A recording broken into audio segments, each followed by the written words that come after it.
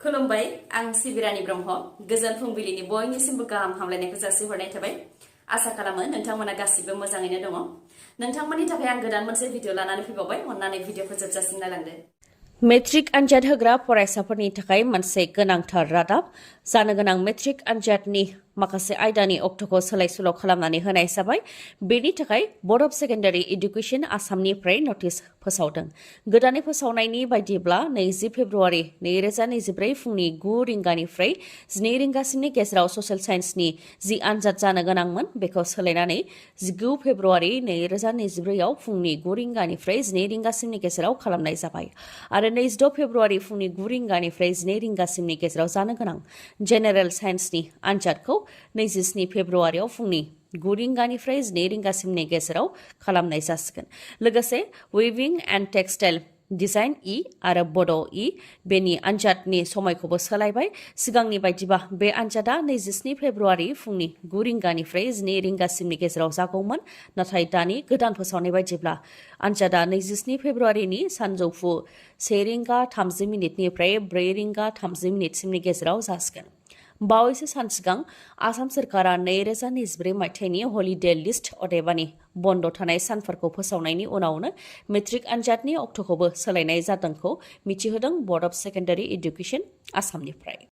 जोबथायाव बिटिसिनि इएम बियार फेरेंगाजों दाजानाय सार्भिस प्रभाइडार एनजिअनि सोद्रोमा दिनेन नार्जारि उफ्रामुं दाउखि आरो दामफ्ला बसुमतारिखौ सार्भिस प्रभाइडार एनजिअनिफ्राय बोख्लायबाय चिरां जिल्ला भारत भुटान सिमानि साखाथियाव थानाय रिफु रिजार्भ हाग्रानिफ्राय आयेन बेरेखायै दंफां लाबोनायनि दायाव दाउखि आरो दामफ्ला बसुमतारिखौ सार्भिस प्रभाइडार एनजिअनिफ्राय बोख्लायनाय जाबाय रायखांनो गोनांदि थांनाय बावैसो सान सिगां रिफु रिजार्भ हाग्रानिफ्राय आयेन बेरेखायै दंफांजों आबुं जानाय गं9 ट्रेक्टरखौ लानानै फैदोंमोन फेरेंगाजों दाजानाय एनजिअनि माखासे सोद्रोमाफ्रा जायखौ अरन एनजिअ आरो ओनसोलनि रायजो राजाफ्रा हमनो हादोंमोन बे जाथायनि उनावनो बिटिसिनि हाग्रा बिफाना दानानै होनाय एनजिअआनो हाग्रानि दंफां खावनायखौ लानानै गोबां सोंखारिदोंमोन रायजो राजाफ्रा आरो जाथायनि सायाव नायबिजिरनांगौनि थाखाय बनसु आरो आतसुनिफ्रायबो डिसिनि गेजेरजों मिरुनि हाग्रा बिफानजों लोगोसे आसामनि रायजो बेंगिरि गुलाबचान्द कटारिया आसामनि हाग्रा बिफाननि मन्त्रि चन्द्रमोहन पाटवारी बिथांमोननिसिमबो लाइजामखौ गथायदोंमोन जाय लाइजामखौ बोखांनानै लाफिननो थाखायबो सार्भिस प्रभाइडारनिफ्राय बुंथिदोंमोन आरो बे दंफां खावनायाव सार्भिस प्रभाइडारनि सोद्रोमाफोरा गैया होननानै खौरांगिरि मेलनि गेजेरजों बुंथिदोंमोन बिथांमोनहा बेबायदिनो बिटिसिआव हाग्रा फोजोबस्रांनायखौ लानानै बयबो सांग्रां जादोंमोन राजखान्थिगिरिफोराबो बे जाथायखौ राजखान्थिनि गाब होनो नाजादोंमोन नाथाय दा नायबिजिरनायनि गेजेरजों आरो बिथांमोननि खामानि मावनायफोरखौ गोबां जायगानिफ्राय बा गोबां सर्सनिफ्राय मिथिनायनि उनाव सार्भिस प्रभाइडारनि एनजिअनि सोद्रोमा दामफ्ला आरो दिनेन नार्जारिखौ बोख्लायनाय जाबाय होननानै गांसे लाइजामनि गेजेरजों फोसावदों आरो बे डिभिजनाव बिथांमोननि खामानिनि गोनांथि गैला बेनिखायनो अफिस केम्पासाव थानो आरो जेबो खामानि मावनो थाखायबो गनायथि गैला होननानै लाइजामनि गेजेरजों फोसावदों आरो बे लाइजामखौ चिरां डिभिजननि डिभिजनेल फरेस्ट अफिसार बिएन पाटेरि आइएफएस बिथाङा फोसावदों आईसीसी वर्ल्ड कप 2023 नि गिबि सेमि फाइनालाव भारतनि हान्जाया देरहाबाय आरो फैगौ 19 नभेम्बराव भारतनि हान्जाया फाइनालनि थाखाय गेलेसिगोन मुम्बाइनि वानखेड़े स्टेडियामाव जादोंमोन आईसीसी वर्ल्ड कप 2023 नि गिबि सेमि फाइनालनि गेलेनाया जेराव भारत आरो निउजिलेन्डनि गेजेराव क्रिकेट गेलेनाय जादोंमोन आरो बे गेलेनायाव 70 रानजों भारतआ निउजिलेन्डखौ फेजेननो हादों भारतआ गासै 397 रान बानायदोंमोन जेराव निउजिलेन्डनि हान्जाया 327 रान बानायनो हादों भारतनि माखासे राफोद क्रिकेट गेलेगिरि जेरै विराट कोहली श्रेयास आयार आरो मोहम्मद शामी बिथांमोननि गोख्रों गेलेनायजों भारतआ सेमि फाइनालाव देरहानो हादों जेराव विराट कोहली बिथाङानो 117 रान बानायदों आरो श्रेयास आयार बिथाङा 105 रान बानायदोंमोन बिथांमोननि गोख्रों गेलेनायजोंनो भारतनि क्रिकेट हान्जाया दा फाइनालनि थाखाय गेलेसिगोन फैगौ 19 नभेम्बराव भारतनि हान्जाया साउथ आफ्रिका नङाबा अस्ट्रेलियानि हेंथायै गेलेगोन भारतनि क्रिकेट हान्जाया वर्ल्ड कप 2023 नि क्रिकेट गेलेनायाव जागायजेननायनिफ्रायनो जोबोद मोजाङै गेलेबोनायखौ लानानै फाइनालावबो भारतनि हान्जाया देरहागोनखौ आसा खालामदों भारतनि रायजो राजाफ्रा लोगोआनो लोगोनि खर'खौ हास'दों गिथावना नङासै असे लोगोआनो बेबायदि खालामनो हागौ ना बे खोथाखौ सानोब्ला गिखांनाय फैयो नाथाय थारैनो बे जाथाया जादों आसाम अरुणाचल प्रदेश सिमायाव अरुणाचल प्रदेशनि सानजा सियां जिल्लानि रुकसिन ओनसोलाव जादों बे गिथावना जाथाया 18 बोसोर बैसोनि अजय दासआ 20 बोसोर बैसोनि शिबु भैसोनि आखायाव थैनो गोनां जादों रिपर्टनि बायदिब्ला सासे सिख्लाखौ लोगो सानैबो मोजां मोननायनि थाखायनो बे जाथाया जानो मोनदों आबाद फोथाराव खामानि मावबाय थानाय समावनो सानजौफु 2:30 समाव बे जाथाया जानो मोनदोंखौ मिथिनो मोननाय जादों लोगो शिबु भैसोआनो अजय दासखौ रुवाजों दानथारदों बेनि उनाव खर'खौ बस्थायाव सोनानै गावनो पुलिस थानायाव आखाइ दैखांहैदों जाथायनि उनाव पुलिसआ दायनिगिरिखौ एरेस्ट खालामदोंब्लाबो बे दानथारनाय जाथायखौ लानानै गंनै नखरनि गेजेरावबो दावराव दावसि नारा नाथार जादों जेराव पुलिस थानायावनो गंनै नखरनि गेजेराव बुलायलायनाय जाथाय जादों आरो ओनसोलनि सुबुंफोरा शिबु बैसोनि नखरनि सायावबो गाग्लोबदों जायजों सानै सुबुंफोरा जोखोम जानो गोनां जादों होननानैबो मिथिनो मोननाय जादों UPPLनि ट्रेक्टर BJPनि थाव बेबायदि बेसेबां सोलिगोन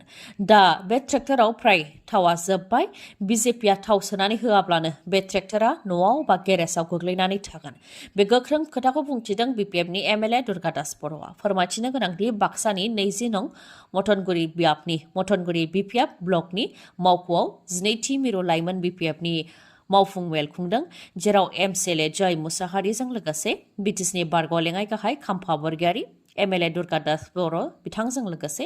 दोलोनि मावथि सोद्रोमाफोराबो बाहागो लादों बे हाबाफारियाव बाहागो लानानैनो MLA दुर्गादास बर' बिथाङा फोरमायथिदों दि UPPLनि ट्रेक्टर आरो BJPनि थाव बेबायदि आरो बेसे सान सोलिगोन बे ट्रेक्टराव BJPआ थाव सोआब्लानो बे ट्रेक्टरा न' बा गेरेजाव गोग्लैनानै थागोन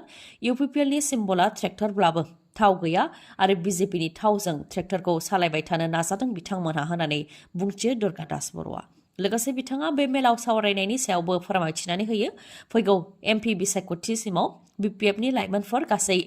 25,000खौ लानानै गासै BTCआवनो बाइक रेलि खालामनो थाखाय सावरायनाय जादों मा रोखोमै खालामनाय जागोन बेनि सायाव सावरायनाय जादों बेनि अनगायैबो BTCआव सानसेयावनो जयै थै दान होनो थाखायबो सावरायदों जाहाथे गुबुन गुबुन हारि माहारि आरो धोरोमनि सुबुंफोरा बेरामाव गोग्लैयोबा थैनि आंखालाव गोग्लैनो गोनां जाया बेनि सायाव सावरायनाय जादों होननानै फोरमायथियो आरो बेखौ फैगौ 30 अक्ट'आव जानो गोनां CWCनि जथुमायाव थि खालामनाय जागोन होननानैबो बुंथियो दुर्गादास बर'आ लोगोसे बुंथिबावोदि फैगौ लकसभा बिसायख'थियाव लाइमोनफोरना गोबां खामानि थागोन BPFनि लाइमोन गांखंआ बुथ कमिटिसिम दादों बिथांमोननिया फैगौ बिसायख'थियाव गोबां खामानि थागोन होननानैबो फोरमायथियो दुर्गादास बर'आ गिख्रंथाव लामानि जाब्रबथायजों 38नि जिउ खहा जम्मु एन्ड काश्मीरनि दोदा जिल्लानि आसार ओनसोलाव जादों बे जाथाया जेराव बासआ लामानिफ्राय 200 मिटार गाहायाव गलांदों रिपर्टनि बायदिब्ला 25 दावबायारि लानाय गंसे बासआ किशतवाड़निफ्राय जम्मु एन्ड काश्मीर फारसे थांगासिनो दंमोन बेयावनो बासआ दोदा जिल्लानि आसार ओनसोलाव सामलायनो हायैयाव बासआ लामानिफ्राय 200 मिटार गाहायाव गोग्लैदों जायजों जायगायावनो 60 सुबुङा जिउ खोमानो गोनां जादों आरो जोखोम जानाय दावबायारिफोरखौ गिबियाव देहा फाहामसालि फारसे लानानै थांनाय जादोंमोन नाथाय जायफोर बिथांमोनहा गोब्राब जोखोम जादों बिथांमोनहा देहा फाहामसालियाव जिउ खोमानो गोनां जादों आरो दासिम थैनायनि सुबुं अनजिमाया गासै 38 जाबाय आरो 17आ जोखोम जादों अब्लाबो थैनायनि सुबुं अनजिमाया बांबावनो हागौ होननानै फोरमायथिदों बासनि बे गिख्रंथाव जाब्रबथाय जानाय लोगो लोगोनो ओनसोलनि रायजो राजा आरो पुलिस प्रशासना थांनानै रैखा खालामनायनि हाबाखौ मावहैनायखौबो नुनो मोननाय जादों दिनै 16 नभेम्बर बर' थुनलाइ सान 1952 मायथाइनि 16 नभेम्बराव गायसनजानाय बर' थुनलाइ आफादा देग्लाय 71 बोसोर आबुं जाबाय बोसोरफ्रोमबो दुलाराय बर' माहारिया बर' थुनलाइ आफादनि गायसनजेननाय 16 नभेम्बर सानखौ गोसोखांनानै फालिबोदों बेबायदिनो देग्लायबो क'क्राझार गुदि बर' थुनलाइ आफादा 71थि बर' थुनलाइ आफादनि गायसनथाय सानखौ 15 आरो 16 साननैनि हाबाफारिजों क'क्राझारनि बागानसालियाव खुंफुंदों क'क्राझार सोहोरनि बागानसालियाव थानाय ब्रह्म थानसालियाव खुंफुंदों बर' थुनलाइ सानखौ मैयानि सानाव माखासे बेखेवनाय हाबाफारि बानजायदों क'क्राझार गुदि बर' थुनलाइ आफादा हाबाफारि बायदियै फुंनि समावनो रुंसारि ब्रजेन्द्र कुमार ब्रह्म गोसोखां गाहाय हाबग्रा लामाखौ बेखेवनानै होदों बानजाय आफादनि मासिगिरि शारदा प्रसाद मोसाहारि बिथाङा बेनि अनगायैबो रुंसारि इष्ट प्रसाद ब्रह्म गोसोखां जामुंसालि बेखेवनानै होदों आजिरा मोननाय सावस्रि फाहामगिरि डक्टर रबिन ब्रह्म बिथाङा लोगोसे रुंसारि प्रसेनजित ब्रह्म गोसोखां गाहाय सायनासालिखौ बेखेवदों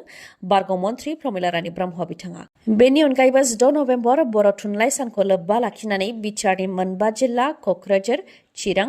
बाक्सा, उदालगुरि आरो तामुलपुरावबो बन्द फोसावदों बिटिसि सोरखारनिफ्राय। दिनैनि सानाव गासैबो सोलोंथाइ फसंथानफोरा बन्द थानायजों लोगोसे सोरखारि मावख'फोराबो बन्द थागोन। नाथाय सोलोंथाइ फसंथानफोराव जाहाथे दिनैनि सान बर' थुनलाइ सानखौ फालियो बेनि थाखायबो खावलायहरदों बिटिसिनिफ्राय। क'क्राझाराव फालिनायनि अनगायैबो आसामनि दाब दाब जायगायावनो बर' थुनलाइ सानखौ फालिदों। बेनि अनगायैबो मुम्बाइआवबो बर' कमिउनिटि वेलफेयार एस'सिएशनाबो बर' थुनलाइ सानखौ फालिदों। मोनसे जोबोद गोजोनथाव खौरां।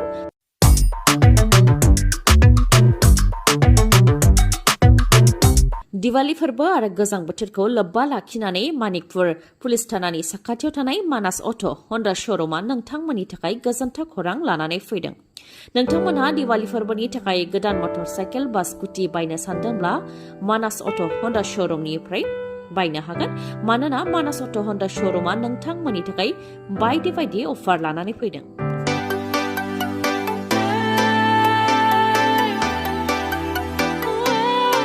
जेरै नोंथाङा गोदान मटर साइकेल बा स्कुटि बायोबा बेसेन नाङालासे गंनै हेलमेट मोननो हागोन। लोगोसे 5 लिटार पेट्रल बेसेन नाङालासे मोननो हागोन। आरो जायनाखि बे अफारा गोजां बोथोरजों लोब्बा लाखिनानै होनाय अफार, बेनिखायनो नोंथाङा मटर साइकेल बा स्कुटि बायोबा मोजां क्वालिटिनि कम्बलबो मोनफानो हागोन। नोंथांमोननो मिथिहोबावनाया गोनां, जुदि नोंथाङा गावनि गोजाम मटर साइकेल बा स्कुटि सोलायनानै गोदान लानो सानदोंब्ला बेनिबो राहा दं बे श'रुमाव। जायखिजाया कम्पानिनि गोजाम मटर साइकेल बा स्कुटिखौ नोंथांमोनहा सोलायनानै गोदान मटर साइकेल बा स्कुटिखौ मोननो हागोन। आबुङै मिथिबावनोब्ला 7001260125 नङाबा 9101272776 बे नाम्बाराव कल हरनानै खौरां लाहरनो हागोन। गोजोन्थों। दिनैनि भिडिअआ एसेनोसै। गाबोन फिन लोगो मोनफिनबावगोन। नोंथाङा जुदि आंनि भिडिअखौ मोजां मोनदोंबा लाइक, कमेन्ट आरो शेयार खालामनो दाबाव। गोजोन्थों।